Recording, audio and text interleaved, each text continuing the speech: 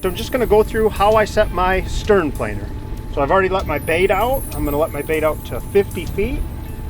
That's where I want it to dive. That's the depth I want it to be at when it's behind the boat. So I'm going to clip my TX005 on here. Front clip, you want to make sure the line is behind the nylon pin. Then the line just goes in this little quick change swivel on the back. And I'm just going to go ahead and let that straight out behind the boat. I like to let mine out to about 200 feet behind the boat.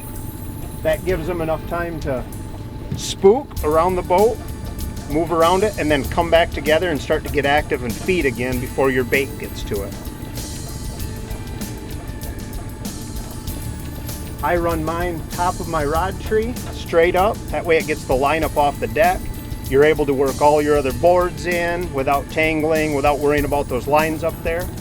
And when it gets into position, I'll shut the bail, I'll turn the clicker on, and then just back the drag off. So it's just barely pulling the rig through the water. So when the fish hits, your clicker's gonna go off and you're gonna know that there's a fish on there. So as the baits are running, as your rods are running, I just look up every 10 to 15 minutes, kind of when you remember, and you can look at your rod tip and you can actually still see that bait working in the rod tip.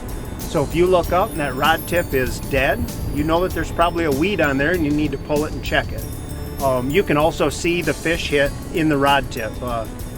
That's an easy indication. You see that rod tip bouncing, there's obviously a fish on there.